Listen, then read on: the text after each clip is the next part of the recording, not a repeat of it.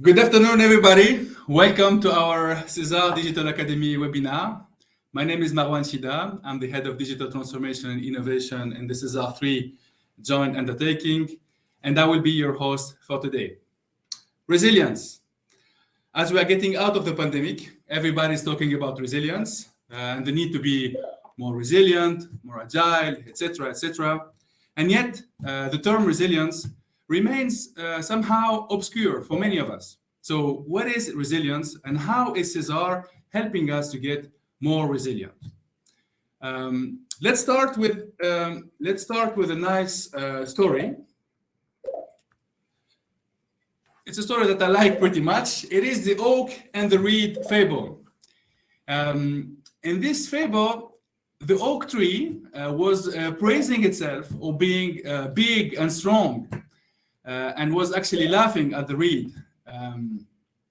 When the storm came, the oak tree was completely destroyed, and the reed was able to bend with the wind and survive.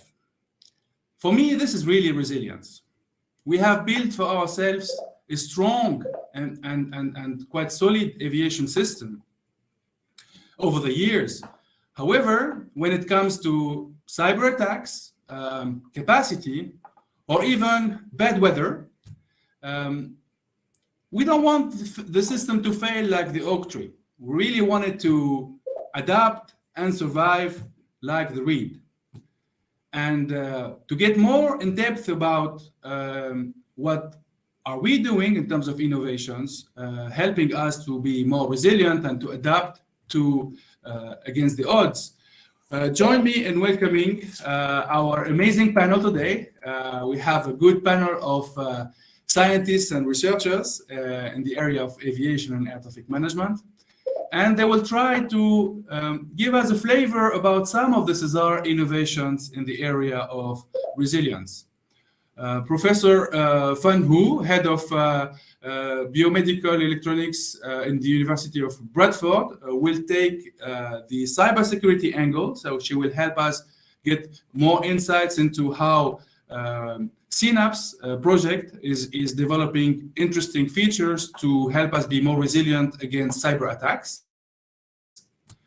Mr. Jose Manuel Cordero Garcia, principal researcher at CRIDA, will give us an interesting insight into the use of AI to enable capacity on demand, basically adapting to the high and low volatility of aviation demand, using automation as a force to help the human get there. We talked about weather these days, volcanoes, ashes, you name it. So Manuel Soler, director of PhD program Aerospace Engineering in the University of Carlos III, Madrid, and Tanya Bulic, senior researcher fellow at University of Westminster, will give us some interesting insight about how can we predict these events and how can we get more resilient and be able to operate in bad weather, anticipating bad weather conditions. So please welcome to this panel. I'm very happy to have you around me. And before we start, I would like to give some housekeeping instructions. You can see with the platform, you have a chat and you have a Q&A tab. The chat is really to have some discussions about technical issues, whether you don't see the video or the presentation. But if you want to ask a question to the panel, and please do, use the questions tab. You have the chance, I've been told, to vote on some questions. So have a look at the questions first and see if you see your questions there, and then you can vote for it. Hopefully, we'll have an hour of presentations and 30 minutes of Q&A, and we can go through your questions and give you the best answer if possible. Okay, so without further ado, Professor Fan, the floor is yours. Give us, the wonders of cybersecurity. So let me share my screen.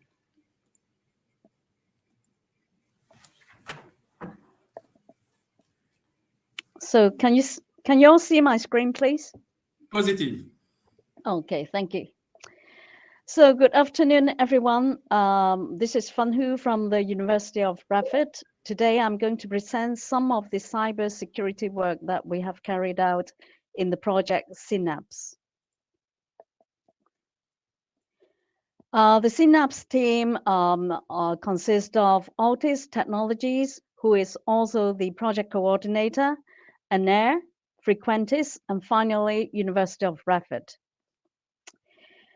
Now we can see that in today's aeronautical communication, it is increasingly relying on digital communication to exchange information within an aircraft, between aircraft and the ground network. And actually this leads to growing numbers of attack points in different domains. And it also attracts a variety of attackers. Now, this table actually shows some of the aviation cyber attacks recorded in online technical report. You can see that 70% of such attack is related to confidentiality attack. Then the availability and also integrity attack, is also shown. So better measures actually needs to be in place to ensure data privacy. The main thrust of the Synapse project is related to software-defined networking, SDN, and also artificial intelligence. And there are three main project objectives: predicting and prevent safety services outage, network optimization, and intelligent cybersecurity functions. And this presentation is related to the last objective. This is a conceptual diagram showing the digital communication infrastructure in Synapse based on SDN, where SDN controllers are strategically placed in the ground ATM network. In the aircraft, there is an onboard router responsible for forwarding traffic from different application domains. And this diagram actually shows traffic from different domains are connected to a single router, much to everyone's horror, using logical separation. But in reality, and also in current practice, these application domains is actually connected to physically separated routers. And the project considers both SDN-enabled and traditional IP type of routers on board the aircraft. And you can see that we also consider 4 radio technologies: VDL2, Aeromax, Satellite Com, and LDAX. What we, within, the SDN controller, an intelligent network intrusion and detection system, utilizing machine learning techniques to differentiate normal and attack traffic, to achieve high accuracy in attack detection, offer local data protection and privacy, considering also the scalability in implementing such a system. With regard to the SDN controllers, there are 2 main types of topologies: the flat topology, where the SDN controllers communicate with each other at peers level, and the hierarchical topology shown in the diagram on the right-hand side consists of 3 hierarchical levels, with the root controller at the top, and further down there are 2 other layers. The SDN controller in layer 1, they are the child controllers to the root controller, but also parent controllers to the controllers in layer 2. And the controller in layer 2 will be responsible for the networking devices. The main role is to actually decide on which route to use, which also means that the routers or the networking device are down below. They are just meant to forward the packets. In the controller architecture, the Synapse actually consider a hybrid architecture. In here, you can see we have the domain controller and also the area controller. The domain controllers and their associated area controller form an administration domain. And so in this diagram, there are three administration domains, the green one, the purple one, and also the black one. And each domain forms a hierarchical communication infrastructure within, whereas the domain controllers, they will communicate with each other at peer-to-peer level, forming a flat architecture. So this is a diagram showing an example how the hybrid SDN controller architecture map onto the future communication infrastructure. The SDN controller, if we look at the ANSP domain, the SDN controller at the ANSP control center on the ground and the onboard router in the aircrafts form an administration domain. And the SDN domain controller is the SDN controller at the ANSP control center, and the area controller is the onboard router in the aircraft. We have assumed, onboard router, the onboard router is SDN enabled, but for traditional IP router, for example, some protocol conversion will have to be performed for communication with the SDN controller on the ground. So in this type of architecture, there are several security risks. We just highlighted, some of them. First of all, the data transfer within, the domains. There may be a need for doing that. There is may also be a need of sharing critical and also commercially sensitive data among different service provider domains. In this presentation, we are not going to address, encryption techniques to protect these data, but rather we are looking into how different entities in the network can efficiently detect attack traffic by learning the attack traffic patterns, not only from their own traffic domain, but also from other entities. And at the same time, to preserve local data privacy, that is, without sharing unnecessary local data. We propose using federated learning to do that. So what is federated learning? Essentially, it is a collaborative machine learning technique where training is performed across multiple nodes using a global machine learning model. In federated learning, each node holds their local data samples, but without sharing them with other nodes. And this ensures data privacy, security, and access rights. They only share their local model. Federated learning actually it is divided into horizontal and vertical federated learning. In horizontal learning, the global model is hosted in a federated learning server, and the data set of the participating clients, they share the same data feature, but the data sample space are different. For vertical learning, there is no central FL server as such. It is also assumed that clients, they have the same sample space, but different data attributes or data features. In this presentation, we focus only on the horizontal learning, where a server is available for the global machine learning model. Now, the training process, put it in a very simple term, actually it is rather complicated than what I presented in here. In each training round, each client will send the FL server their local machine learning model. And the server will aggregate the local model from each client to produce an aggregated global model. And federated learning utilized various activation functions and loss function to ensure training convergence. And in our simulation, which I'm going to present later on, we use sigmoid, for the activation function, and then we use the cross entropy for the loss function.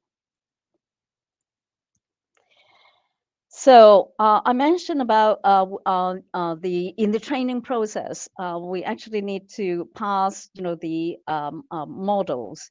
So there are a set of hyperparameters. It includes the total number of hidden layers, includes the number of neurons in the hidden layers, the weights of the global model in the training round, and the local weights of the clients in the local training rounds, which we use, epochs to define it, and also the learning rate that is used in the gradient. That is used in the activation function and also the loss function in order to provide, the convergence. So if we refer back to the SDN and FCI diagram that I have shown earlier on, in the ANSP domain, the Federated Learning Server will be hosted in the ANSP Control Center SDN domain controller, and the FL clients, they will be the onboard router in the aircrafts. Similarly, for the CSP domain, the FL server is hosted in the CSP Network Management Operating Center, and the clients, they will be the Mobility Service Element, or the MSE shown in the diagram. Obviously, there are several other, service providers, but this is just an example showing how, they are distributed. This diagram actually shows the federated learning implementation in our in the Synapse project. We have simulated it with one FL server and also 2 FL clients. And the machine learning model that we applied is the deep neural network. Since there is no publicly available air traffic data sets, we just make use of the NSL KDD data set. So there is, the full data set and also the reduced data set. We just use the reduced data set, which highlights the DOS attack data. And this particular data set contains 29,000 data samples and 41 features, although we use only 38 of them because the other 3, they are not useful for the implementation. We 20% of the data set is used for training in the server, and for the other 2 clients, each of them, they will have 30% share of the data set, and then the remaining 20% is for validation. Initial training is performed at the Federated Learning Server using the dataset allocated to it, and the trained model will be the global model. It is then passed to the 2 clients. And then the 2 clients, as I indicated before in the training process, the 2 clients will then use the global model to train their own data set, and then create another local model. And then they will pass the local model back to the server. The server will then update their model and then train their own machine learning model to create this global model. And this goes on and on in different training rounds. So this is some of the diagrams showing the aggregated weight average using different performance metrics in the federated learning. Because what happened is, in federated learning, the important thing is they have to pass the machine learning parameters, that is, the weights. So as I indicated before, in the federated learning server, they will aggregate, the models from the local clients. So in the diagram, you can see that the aggregated model actually converges after around 16 global training rounds. We use the accuracy, precision, recall, and also the F1 score, for to create, actually derive the convergence, for the different training round. So it means that, for the loss function, for example, they will use, the accuracy to derive, to actually stop, the training round if it meets, a certain threshold. So this is what we have done, in the simulation using the MATLAB. In conclusion, in this presentation, we have presented two major solutions. One is the hybrid SDN architecture, and also the federated learning for attack traffic detection.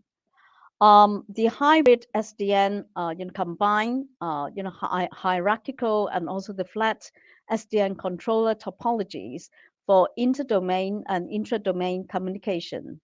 And this will remove the risk of central point of failure that is already experienced in SDN architecture.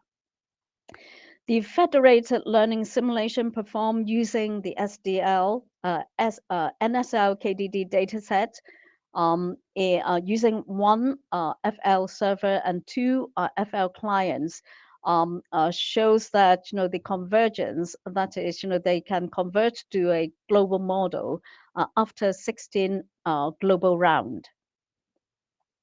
And in fact, the safety critical aeronautical services can theoretically make use of the federated learning to detect attack traffic. Although we have carried out simulation on federated learning, there remains a lot to be done in the future. First of all, because we do not have any publicly available air traffic data, so we just make use of the NSL KDD dataset, and this actually does not represent the real air traffic data, nor does it represent, the attack, air traffic. And since we segmented the clients and also the server data from the same NSL KDD dataset, they are essentially independent, identically distributed data.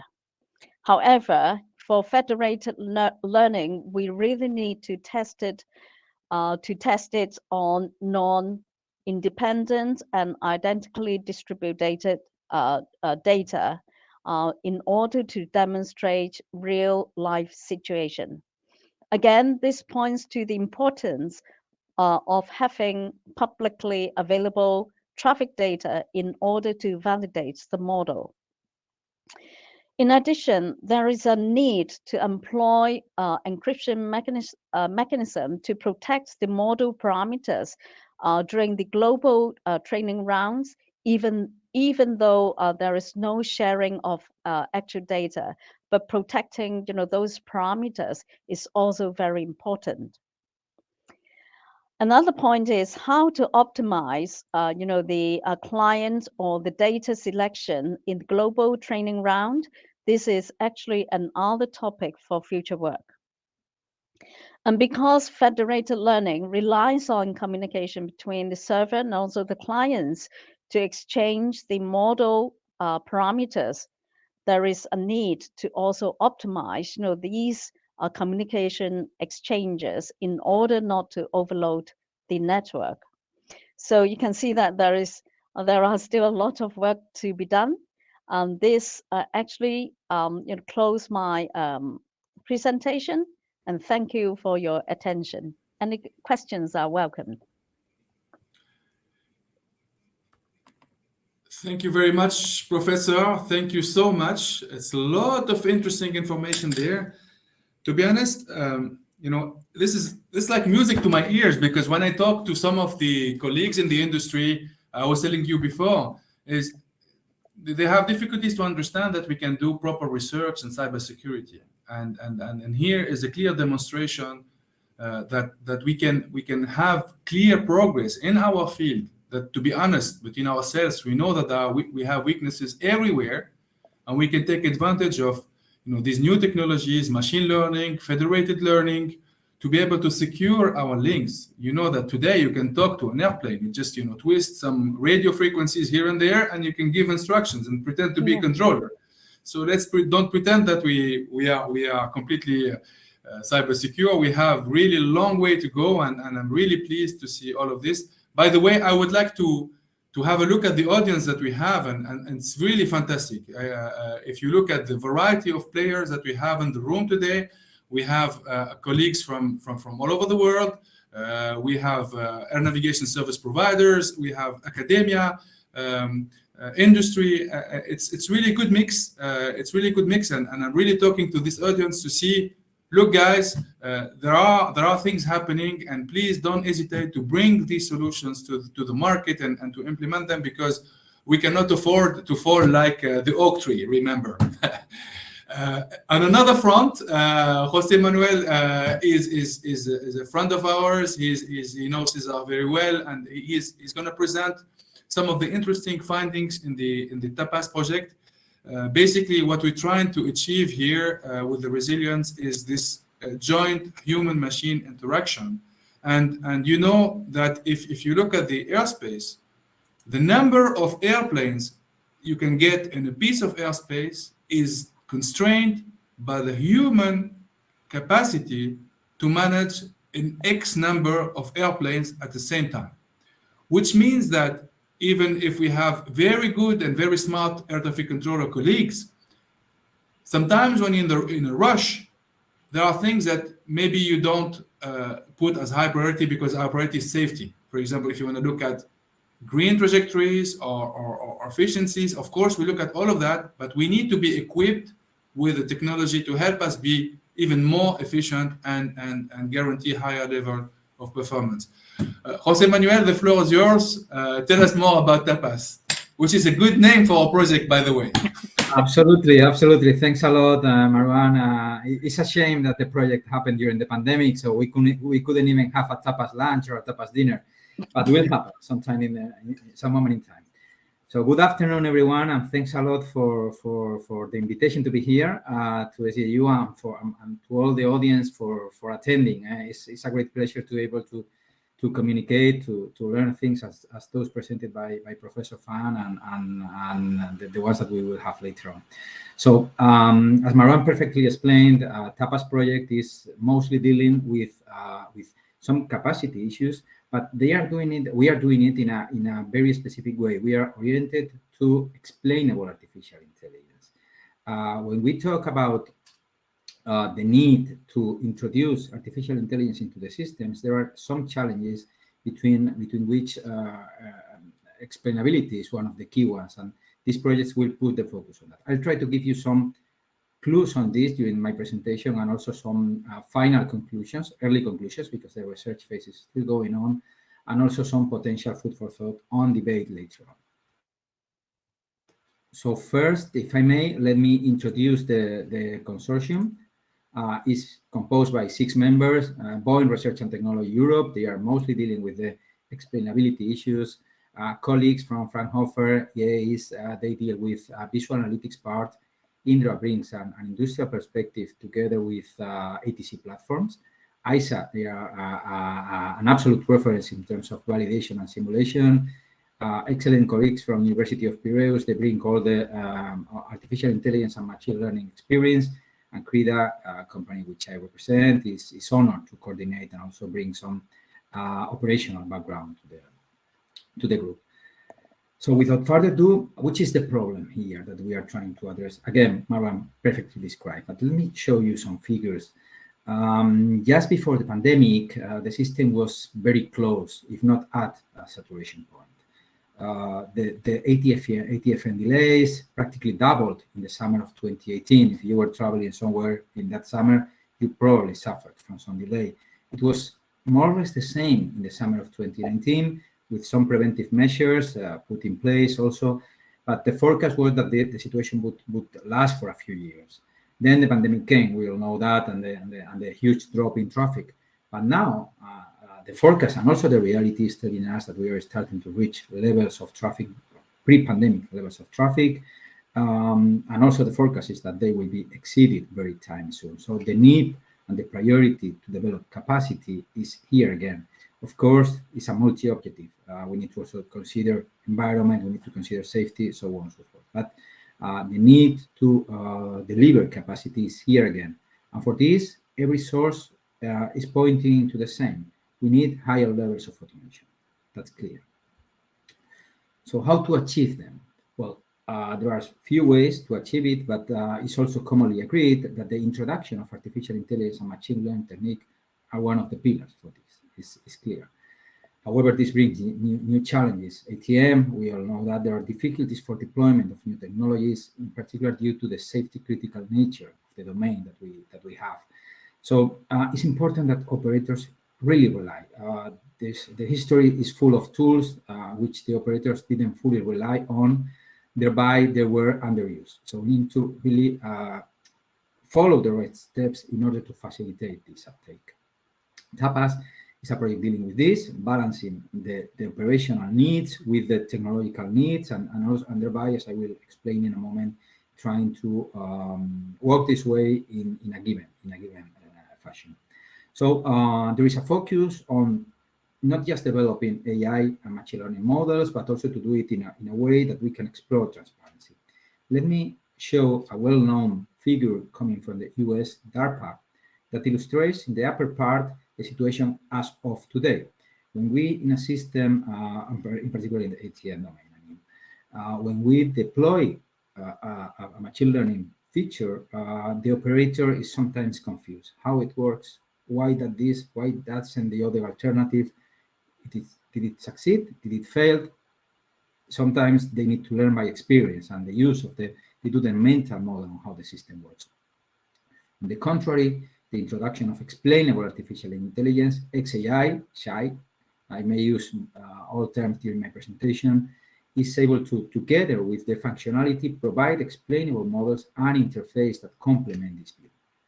So this is important. So the operator is able to really get an answer on why the system proposed this solution, why not the other, and which is the rationale behind, thereby overcoming the difficulties.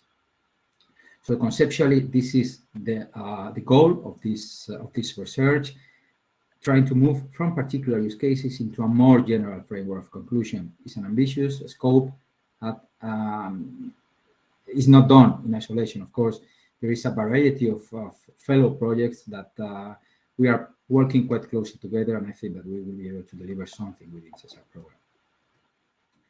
Again, in this context, I know they are not exactly the same, but please allow me to use explainability and transparency as synonyms. We can go deeper on that later in the questions if you have an interest on this debate.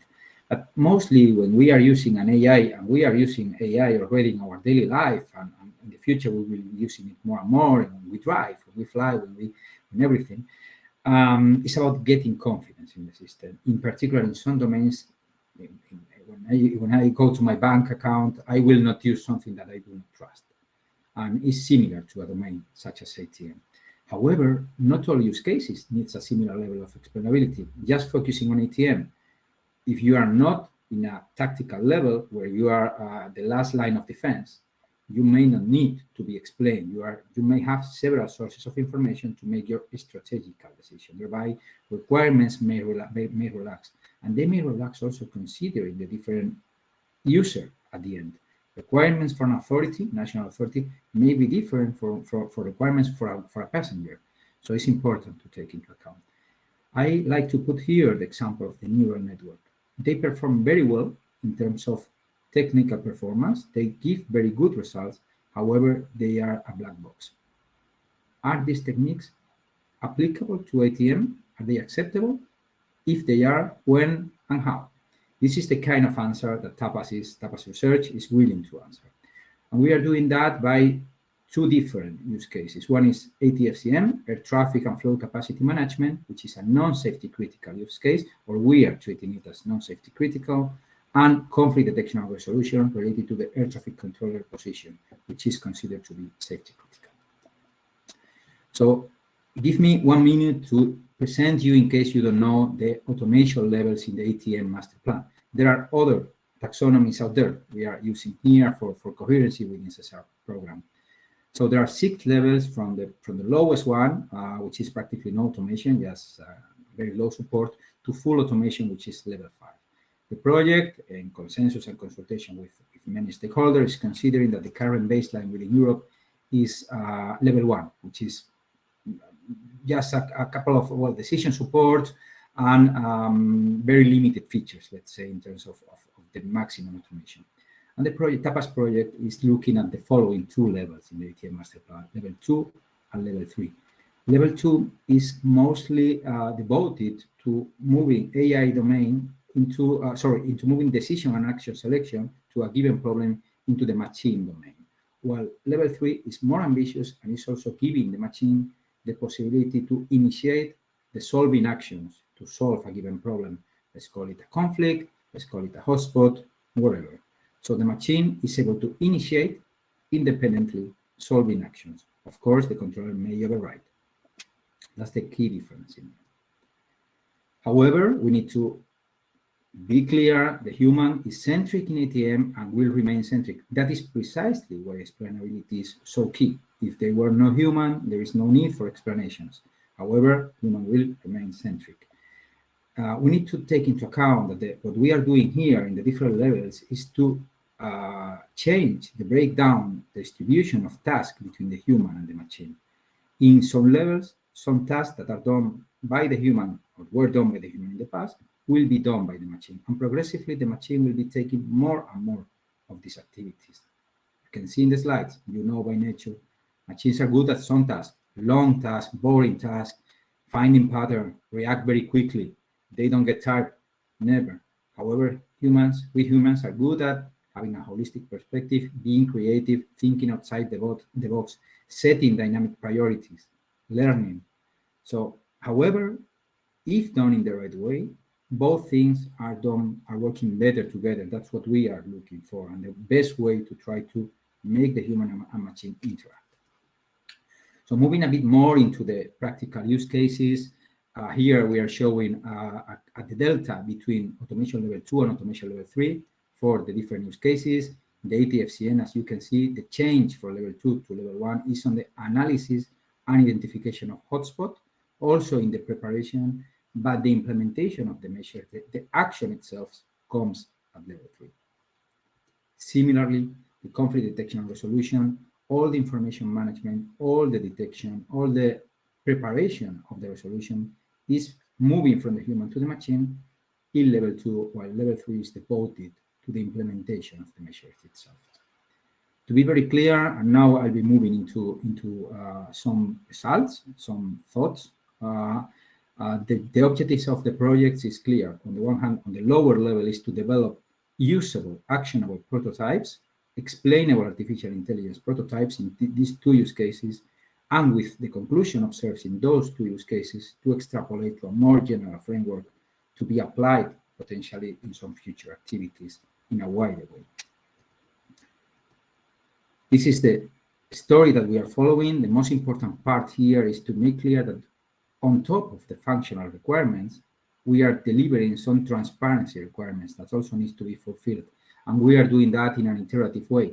In the first use case, non-safety critical ATFCM, we were developing a first iteration that clearly we refined for the second use case, conflict detection resolution, in order to deliver better results. We find overlaps, we find gaps that were solved in the second iteration. And that's, I think, is the nature of exploratory projects.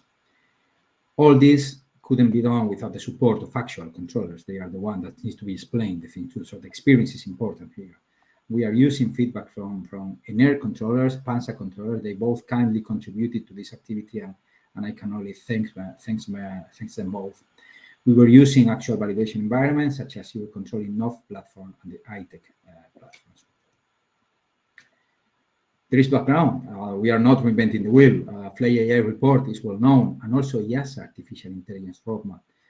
EASA were very kind to come and coordinate with us in case our prototypes may be of use. And right now we are discussing how to include them in the future edition of the roadmap. So I really thank them for this opportunity to contribute. That's actually one of the goals of the project.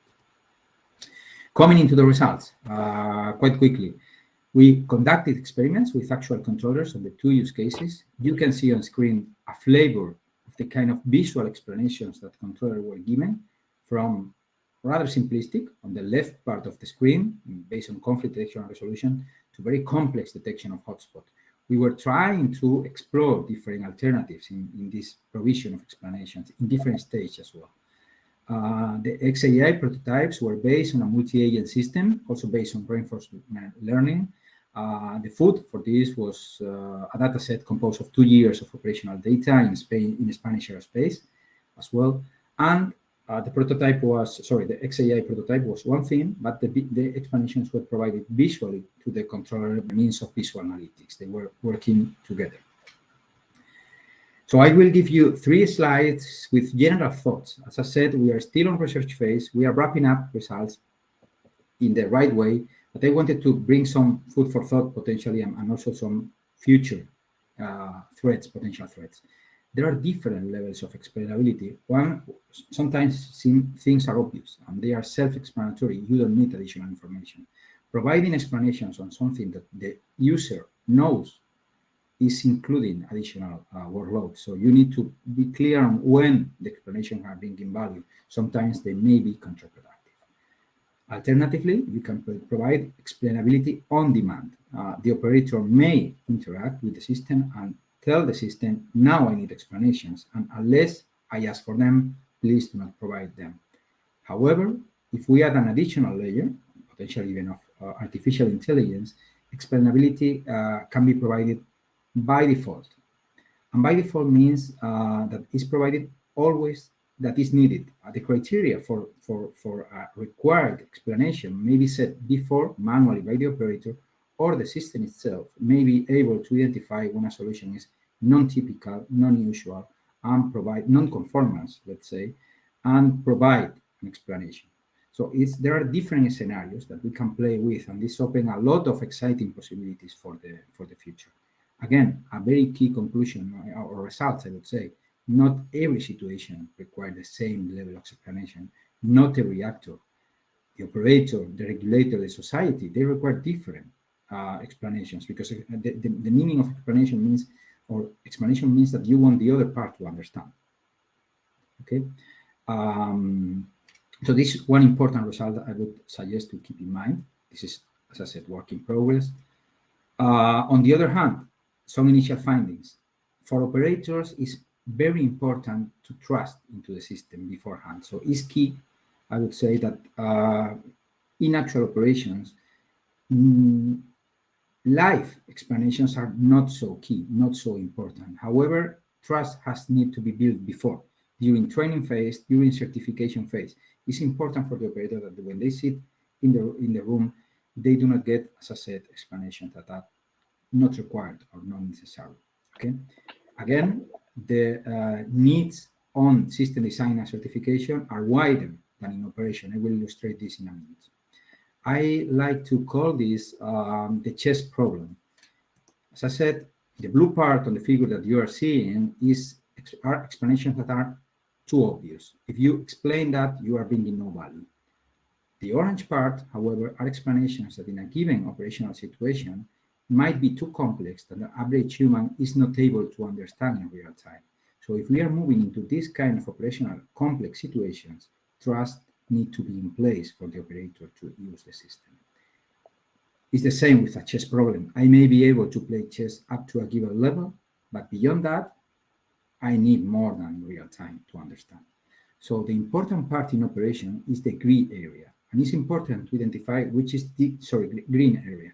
It's important to identify which is this green area in which explanations really bring additional value. For the other, for certification, testing, validation, and so on, the area is wider. You don't need to react in real time, and your requirements may diverge. And finally, I'm coming back to the initial slides on how to boost capacity by means of artificial intelligence and machine learning in ATM. I'm showing you here a plot. The orange line is showing the ATCO capacity. And here you can see an effect.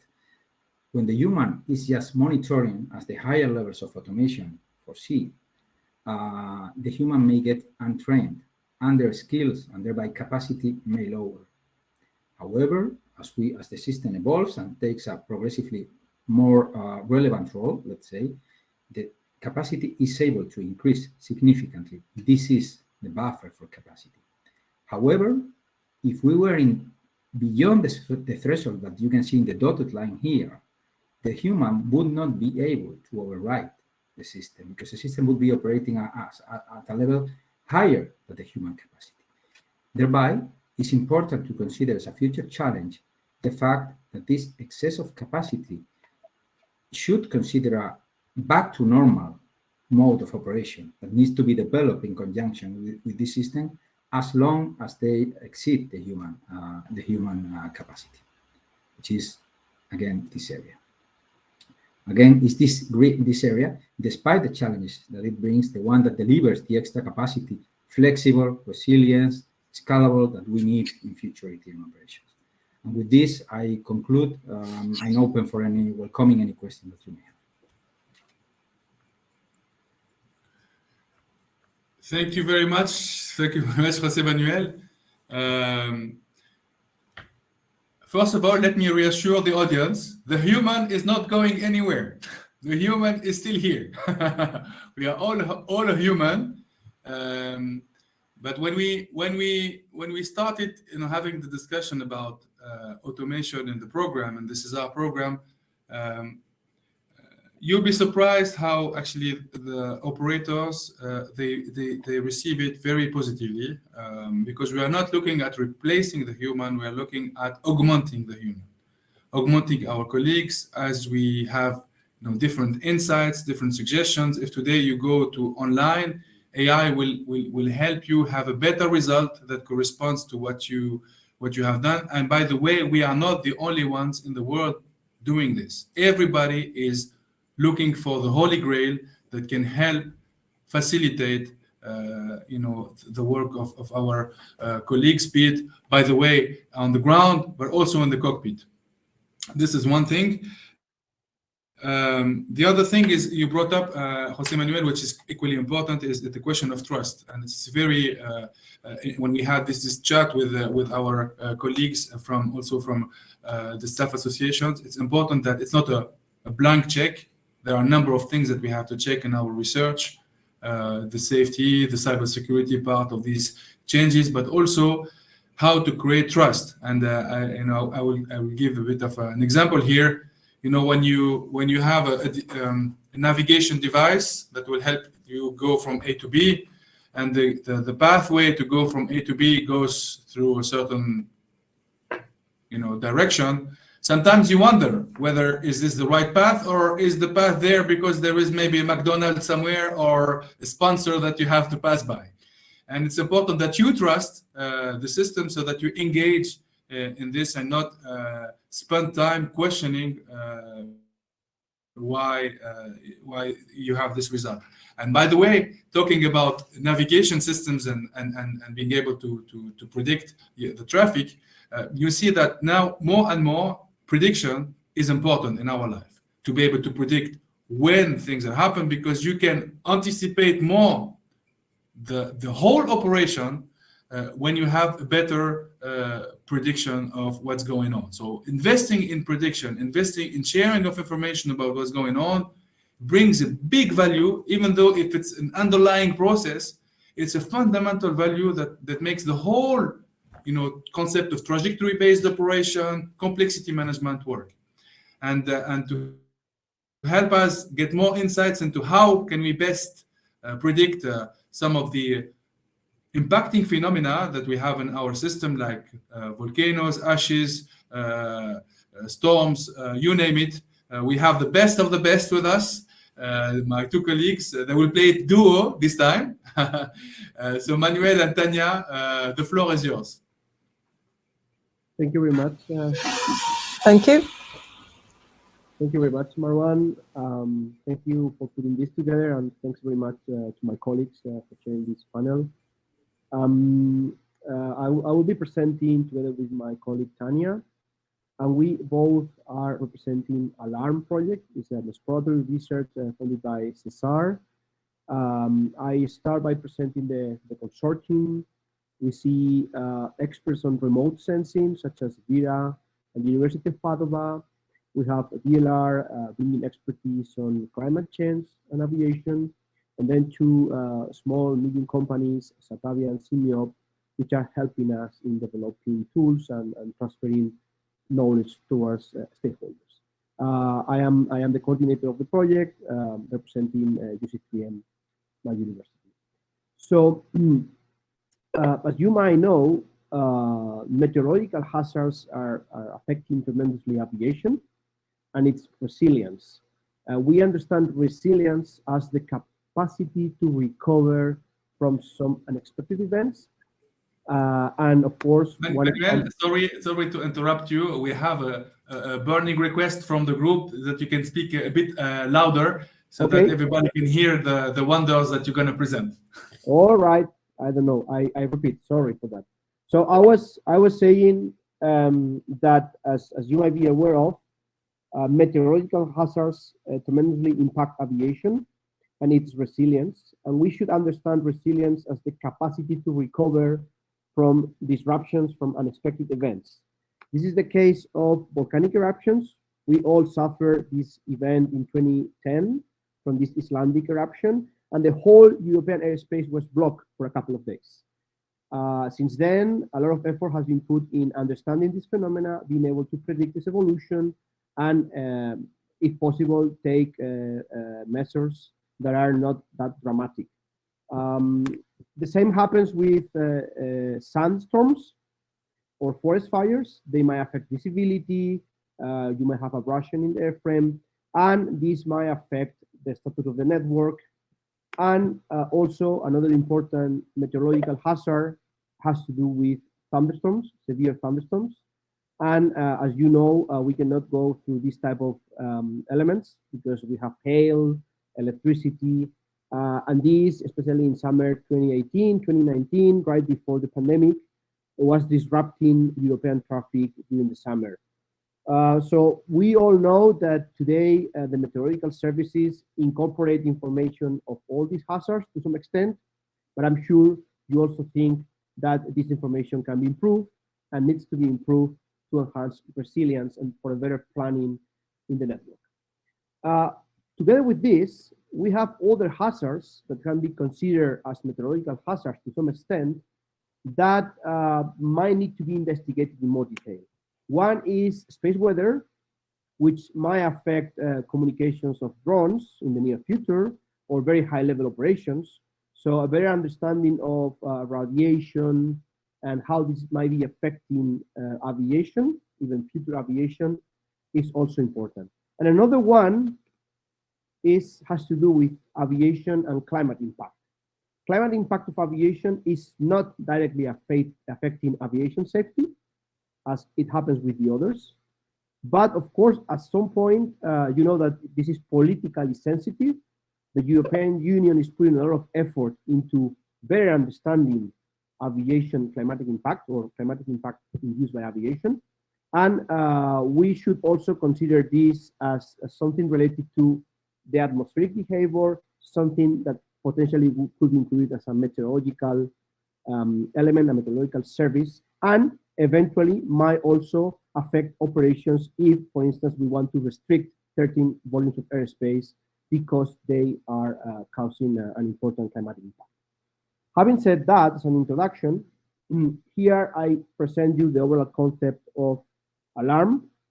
Alarm is somehow putting together or bringing together experts, scientists from remote sensing, experts in understanding and sensing the Earth from the ground, from satellites, being able to monitor the status of the atmosphere, and then channeling the information towards aviation stakeholders. We identified at the beginning that there was an important gap between what geoscientists communicate and the understanding of aviation stakeholders. So we are trying to bridge this gap. For that, we have three main building blocks. First, we have what we call an alert system platform. It's hosted by our colleagues at VIRA.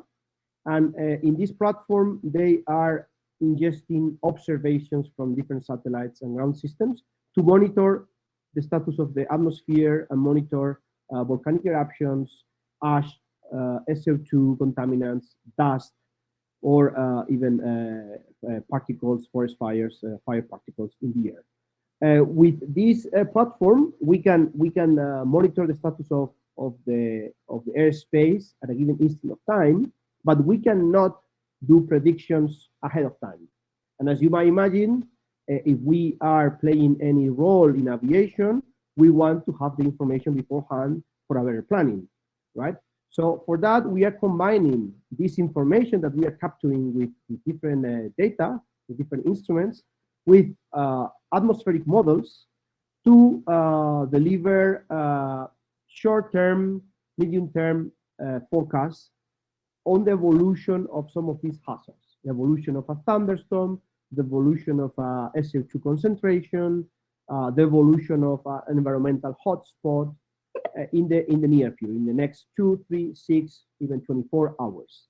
And we are also making an effort to broadcast the information, transfer the information in a way that can be digested by the users. We are trying to draft requirements in terms of SWIM, because we would like to add this into SWIM as a service in the future. It's not the aim of this project, but we are starting to analyze these to build visualization platforms so that this information is in the end usable. That's the main goal. What is the state of the art? I was mentioning that this project is building upon a previous project, and here you have the platform. It's available in our website. And here we see that we have different satellites, mainly low Earth orbit satellites, just one geostationary satellite, to observe SO2, ash, dust, and forest fires. What we want to do is to incorporate information from other satellites, mainly geostationary satellites that provide better information because they are continuously monitoring the same spot on Earth. And also we want to do forecasting on SO2 evolution. Second, we want to incorporate observations of space weather, which was not included here at the beginning. Also, we want to identify climatic hotspots and provide forecasts on its potential evolution in the next hours. And the same with severe thunderstorms. We are developing algorithms. We are deploying sensors in a couple of airports. And using artificial intelligence, we are building weather forecasts for severe thunderstorms and trying to anticipate its behavior so that the decision maker can take the right decisions to increase, in this case, resilience. This is just one example of the type of information that we can provide. This is a real flight that took place a couple of years ago near, I think it's Alaska. And it was flying at flight level 470. And at that time, there was a volcanic eruption by Raikoki volcano. So the Volcanic Advisory Center, they sent an advisory, as you see in the right-hand side of the figure. And they were saying that the SO2 plume would be climbing up to 11,600 meters, not beyond that. So the pilot decided to fly over because he thought it was safe. But if you see the type of information we were developing, you see that we are able to monitor the evolution of SO2, and we're able to also monitor the altitude of the SO2 plume. And you can see that according to our measurements, the SO2 plume was climbing up to 16, 17 kilometers, resulting in the flight resulted flow through this volcanic or SO2 mass for 1 hour and a half or 1 hour. This probably would result in grounding the aircraft, running maintenance, all in all, economical loss and a potentially safety issue for the aircraft. So this is an example of how can we enhance situational awareness. This is another example. Maybe you remember this event. It was taking place 1-2 months ago. And I remember myself waking up and I saw the street plenty of sand. And you see how our system is capable of monitoring some particles in the air.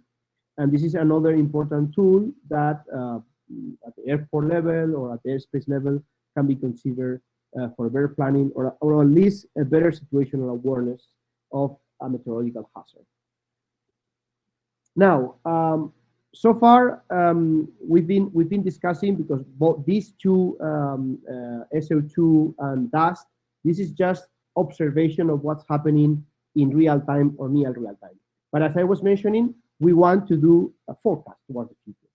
And when it comes to weather, we are here bringing the usage of artificial intelligence and somehow changing or bringing in a paradigm shift. So today we have numerical weather products. Meteorologists are in the loop, and they are tailoring the information in a way that aviation users can digest it. This is an example of the European cross-border initiative that was launched after summer 2018, in which, as I was saying, we had a lot of disruptions due to weather. So they wanted meteorologists to somehow classify, categorize the weather hazard by altitude, by risk, in a way that the network manager, ANSPs, could plan in a better way, in a more resilient manner. Well, what we are doing here is including in the loop observations from satellites, lightning detectors, radar effectivities, to build machine learning models in a way that we can enhance the prediction capabilities. We want to improve the spatial and temporal resolution of the information in a way that we can capture these highly nonlinear phenomena such as accumulonimbus. And we have some results here. This is an example of, there are different types of neural networks that we can use for this. Some of them consider temporal gradients, some others consider spatial gradients. We can combine both of them. All in all, we can provide forecasts 24 hours ahead of time, even 36 hours ahead of time, that in principle, according to some figures of merit that I am presenting in some curves, are behaving better. But as my colleague Jose Manuel was mentioning before, we need to explain this in a better way. If I tell you that our results are better because our results are the green curve, and the previous results correspond to the gray one, and a random classifier would be the red one, this is probably not easy for you to understand. So what we have done, and this is another project, this is not ALARM, this is within ISOBAR project, which is a project also funded by SESAR and led by TRIDA, in which we are participating together with the meteorological offices and other partners. We have built this meta-engine, which is again a forecast looking ahead 24 hours in time. So we have transformed our forecast into something that users can understand. We can provide the forecast at different flight levels. We can also categorize the storm as very high convective and very high likely with colors, so that in the end the network manager or ANSPs can take decisions. And in the end, with better information ahead of time, I'm sure the behavior of the aerial network would be more resilient. Now I changed a bit the topic. I was saying at the beginning that we would also like to incorporate climatic impact of aviation as an additional meteorological hazard that could potentially impact the network. And here you see that, well, traditionally environmental impact has been quantified as CO2 emissions. CO2 emissions are linked to fuel burn. So this was a win-win strategy for stakeholders, politicians, and the society. But this is not absolutely true, because we also have non-CO2 emissions as a result of engine exhaust. And you can see NOx as an element that is impacting the climate of Earth. We have condensation trails, contrails, water vapor, and all this is also impacting aviation. I have to say that meanwhile CO2 is directly linked to fuel burn, non-CO2 emissions, especially contrails and persistent contrails, depend on the status of the atmosphere. They depend on the temperature, on the humidity, and some atmospheric variables, right? So there is a spatio-temporal dependency of non-CO2 emissions that, with smart planning, we can also somehow mitigate. Now, what is the contribution of non-CO2 and CO2 in terms of relative terms? So if you see here on the right-hand side, this is the so-called radiative forcing. Radiative forcing is sort of a balance, a budget of the energy that is incoming to Earth and outgoing. And you see that this is a quite complicated process. CO2 in the air is helping, is trapping heat, but we also have the clouds that may be reflecting incoming sun, or maybe trapping the heat that is being emitted by the air. So in the end, it's quite complex. There are a lot of studies into this, but there was a paper recently published that is telling us that non-CO2 emissions roughly contribute to 2/3 of the total net aviation contributions to climate change in terms of increasing the temperature of the planet. It's true that we still have large uncertainties because there is lack of understanding, but it's also true that non-CO2 emissions must be considered together with CO2 emissions.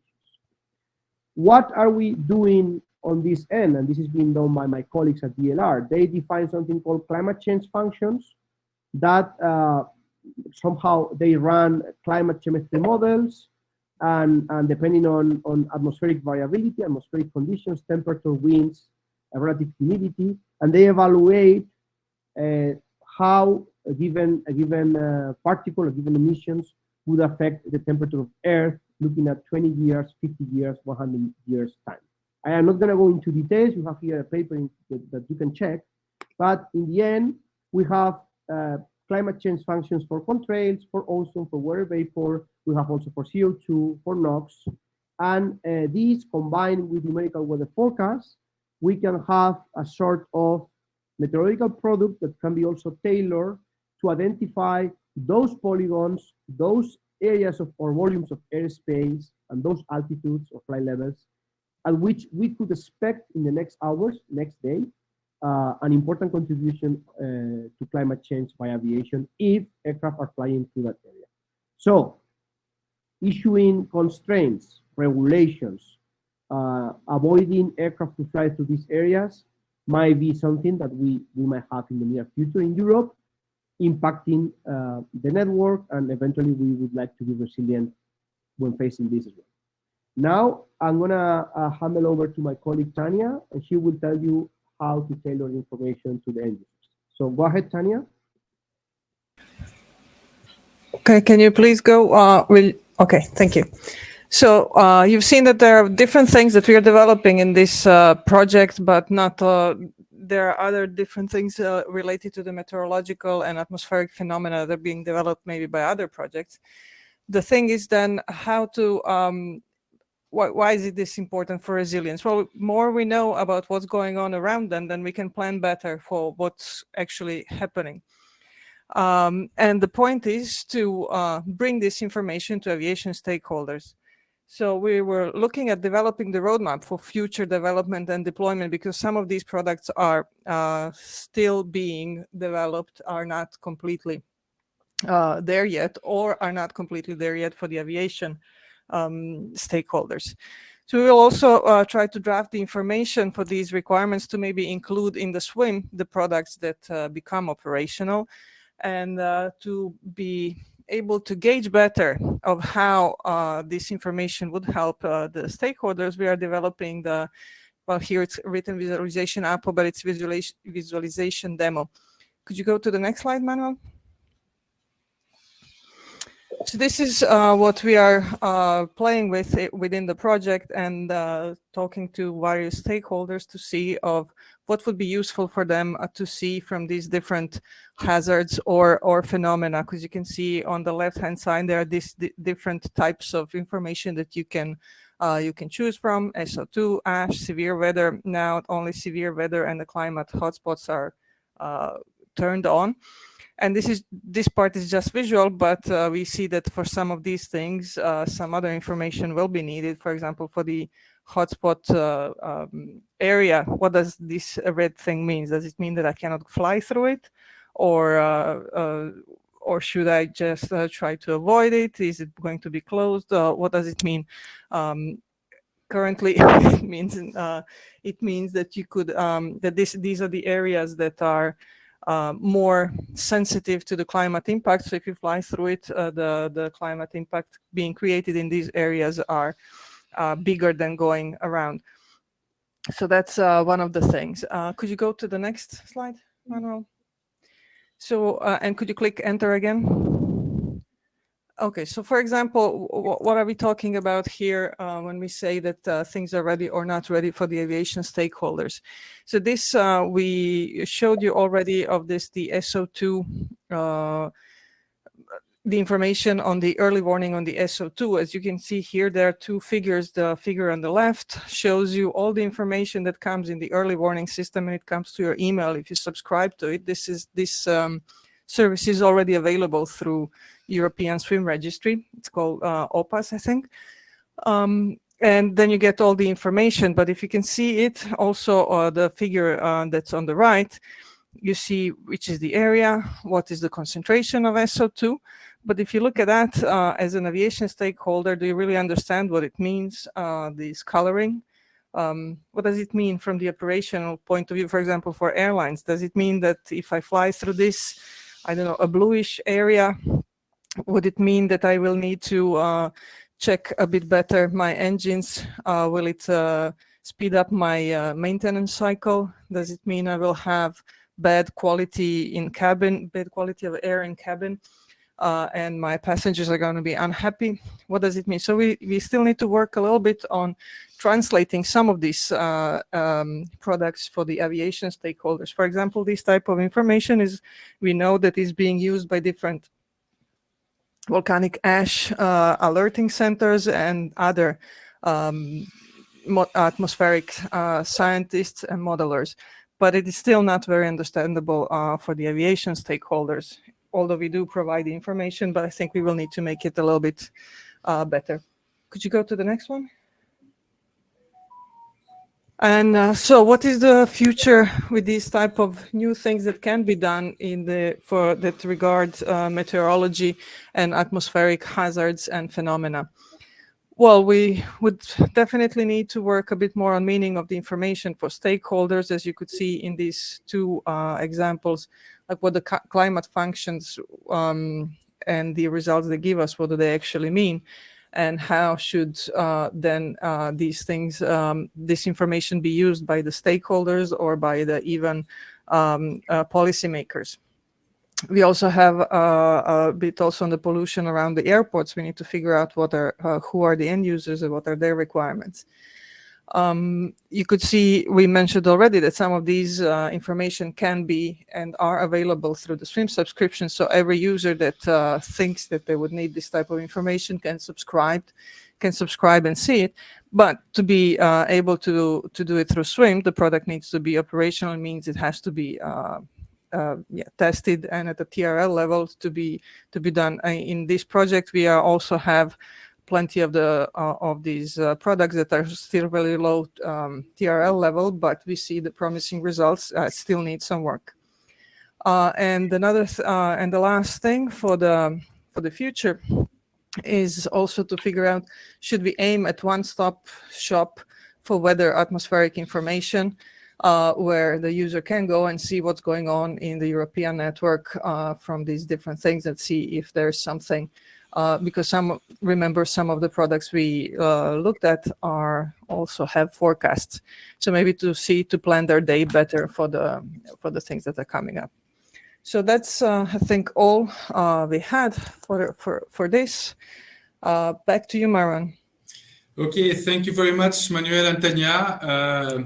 In French, we say "une fois n'est pas coutume." It means if you do something once, it's not yet a habit, but I'm afraid it's a habit in these webinars to run a little bit out of schedule. But we planned 30 minutes for Q&A, but unfortunately, we have only 15 minutes. The good news is that because we have active participation in the Q&A, also from our speakers, I can see that most of the questions have been answered in the Q&A. However, there is one on MET. I will come back to that, but maybe as a general flavor, first of all, I would like to thank you for all this wealth of information. And trust me, I'm talking here to the audience. It has been a challenge for them to concentrate, distill all this knowledge in a couple of slides. So I really invite you to go to the projects. That everything is available online. Check, you have the contact of our speakers. Go have a chat with them and gain more knowledge about deep dives. Maybe a general question to the group.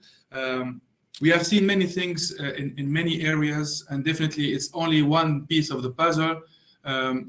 Do you think we are ambitious enough in our approach, or do you think the ambition in terms of research has to be even higher? When you compare, with other sectors, do you think that in aviation we have the right ambition in terms of research?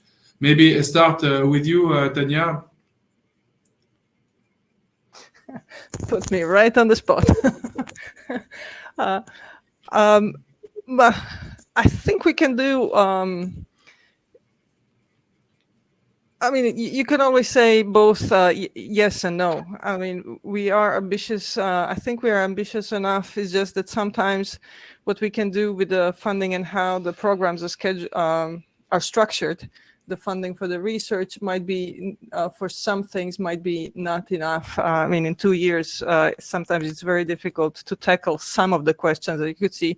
All 3 projects presented here had really, really complex questions being tackled, and 2 years might be a bit short. But I think we are getting there, and getting even more and more of let's say the outside knowledge into the ATM. Some things that we were not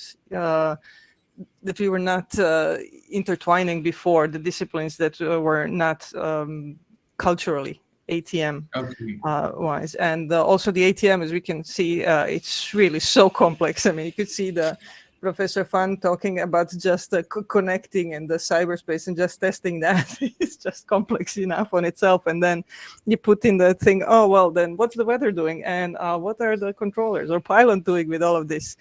So I think we're getting there. We're getting there. Thanks, Tania. Jose Manuel, do you think, why don't we go to level 5? Why are we not looking to level 5? Is it us ourselves restricting our imagination, or is it more complex than it seemed to be? I have to admit that that there are several views on this, on how where we should go. We've learned a lot in this project, not just in the technical side, also on the quasi-philosophical side, on how to tackle things here. So some people is more disruptive than others, and they say, okay, deploy things or semi-deploy things, and let's see what happens. Sometimes they feel that we are too conservative, answering too many questions in advance. Some others feel the other way around. So I personally feel there is room for deployment of some of these features. And I know we had the possibility to visit some premises. However, this I was referring in particular to Skyguide premises. I was really impressed by the work that they are planning and doing in deploying artificial intelligence features. But I feel that somehow this new artificial intelligence machine learning process challenges the classical system engineering life cycle, because you don't have no longer have static requirements that you are able to test. You have stochastic systems that behave differently than traditional. So it's a challenge. And then they come the national authorities. So I think that we have the potential to go and deploy things in a relatively short term. But maybe, and also joining to the question from Tanya, I would like to see some of these things going more into industrial research. I think that SESAR 3 is shaped in the right way for this. But I think that some features have the potential to move progressively into SESAR 3, industrial research domain. Super, thanks. By the way, talking about SESAR 3, and since I still have people hanging in there with us, I would like to make some promotion, because if you're interested in these topics, we have a call for projects ongoing and covering a number of things, including automation, resilience, data. So please go ahead and check the SESAR website so that you can have some opportunities. In writing, we have a question specifically for you, Manuel. It is about what is the difference against the current system of forecasting weather? Can they come? Is it real-time early warning? How does it compare? Okay, current system of weather forecasting is being done by meteorological offices. They typically, it depends on the models. Okay, you have deterministic forecasts that you can have even every hour, the so-called rapid update cycle. That's more in the United States than here. And then in the last 8 years, they started to move to something called ensemble probabilistic forecasting, for which you would get not one deterministic forecast, but maybe 10, 20, 50 possibilities that altogether form the ensemble. That provides you an insight of the variability of the atmospheric behavior, and somehow we've been using that characterizing uncertainty. And depending on the scale, it can be a global forecast for all the world, it can be a regional forecast just for Europe, or it can be a more national forecast for Spain or for Italy, France. You have different offices, and they are typically releasing a forecast every 6 hours or 12 hours, right? Looking at typically, well, you have 24, 48, 72 hours time. But this is the forecast they use for the Weather Channel, and they also use it for aviation. Now, are these forecasts capable of capturing non-linear behaviors such as thunderstorms or other effects? And the answer is no. Meteorological offices are trying to increase the spatial resolution, the spatial grid in which they are calculating the variables, because in the end they are integrating equations, reducing it to hundreds of meters. That would be the challenge, and also increasing the temporal resolution. So they would like to provide forecasts continuously in time snapshots of 10 to 15 minutes, because that's a thunderstorm would develop in a dimension of maybe 1, 2, 3, 4 kilometers, and maybe in 10 minutes. So if you don't have enough granularity, you cannot capture this data. And here's where we have the data. If we have data, if we can monitor the atmosphere from satellites, or we can deploy sensors in a given airport, we could enhance this resolution and eventually use machine learning to learn and capture these phenomena, if we can observe them with sensors. So, and this is a trend in Europe, in all the world, to do machine learning enhanced forecasting. So this is a trend that we will see. Thank you, Manuel. I think we answered now all the questions in the chat, and we have 5 minutes left. So what I would do is ask you maybe a general question. And by the way, we have lost Professor Fan, not because of cyber attack, but she had another commitment. But we have a mitigation because Mohamed Ali is replacing her. So don't hesitate to take the floor if you want to. Just a flat question about our topic of resilience. We hear a lot about other industries, digital industries being aggressive, having smart solutions for resilience, be it in automation, in cybersecurity. I mean, some of my colleagues gave a talk, some time ago about how Netflix is reconfiguring the whole network to avoid having, interruption of streaming capabilities. Are there any things we can borrow from the other industries, and if so, how can SESAR help accelerate the implementation, as Jose Manuel said, of these technologies? Mohamed Ali, I start with you because you are the first one to join.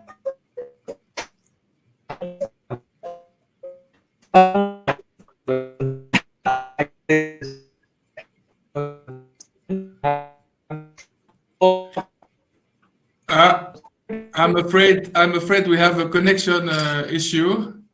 So let me give you some time to fix it up and maybe direct the question to Jose Manuel, for example. Well, as I said, I think some of the right steps have been given. I think that SESAR 3 is better designed in this way. I like very much the effort that has been done in terms of identifying the potential features for deployment in terms of SESAR solutions for this SESAR research projects to shape them as future SESAR solutions. So I think that's something that is interesting as well. If only I would maybe suggest that, well, I'm curious to see how these fast tracks work. I think it's a very good place for potential on these kind of things.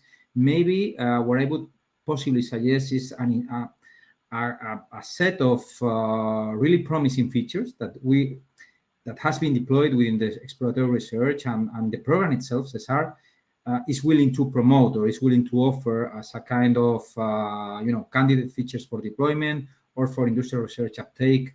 This kind of mechanisms that is able to pave the way for that. Because I'm thinking, for instance, on some of the presented tapas feature, if they do not find a way in the future SESAR 3 call, there is one break of 2-3 years at least until they can go on. So in order to give some continuity to the research, maybe it would be good to try to find some mechanisms to accelerate or at least to provide continuity to the research. Or I will bring these recommendations to my boss.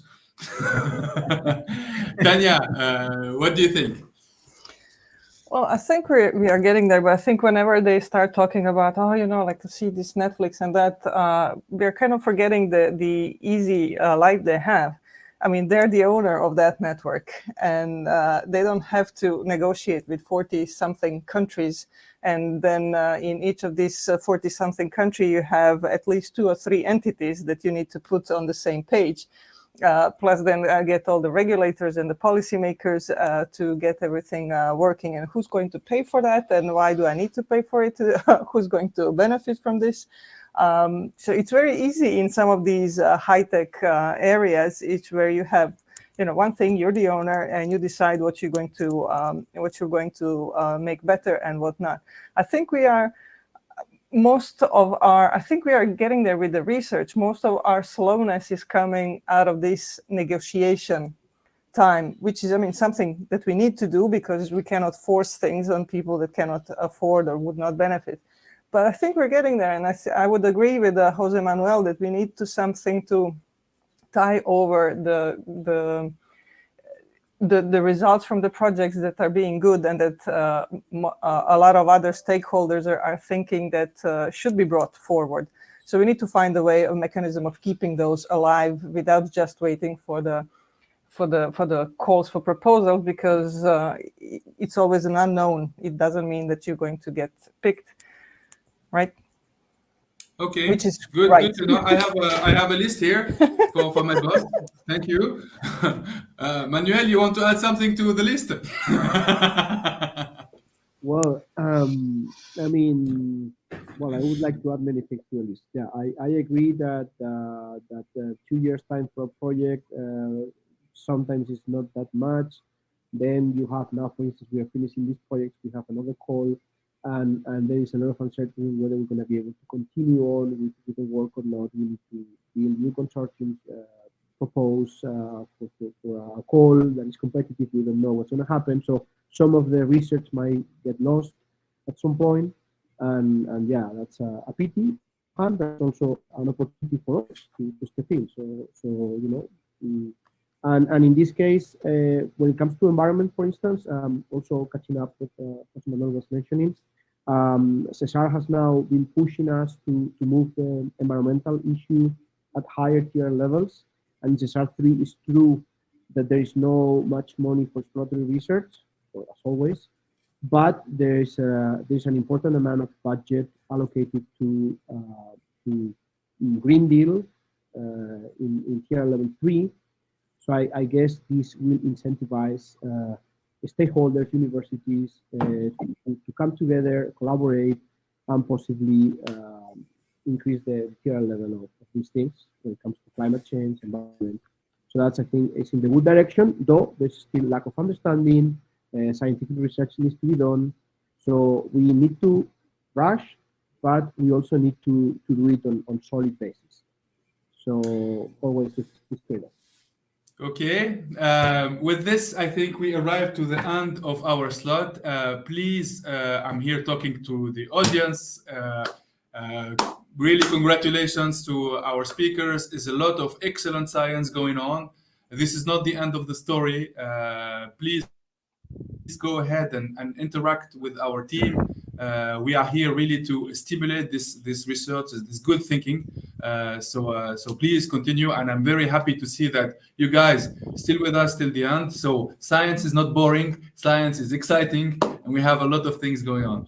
With this, I think we arrived to the end of our webinar. Thank you very much for listening, and goodbye.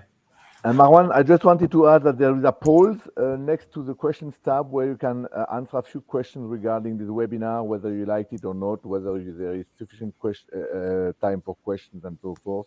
So it's the tab next to the questions tab. There is a poll. So if you want to complete just a few questions, it takes 10 seconds. Thanks a lot. Okay. Bye-bye. Thank you all. Bye-bye. Bye-bye. Bye-bye. Thank you. Bye-bye.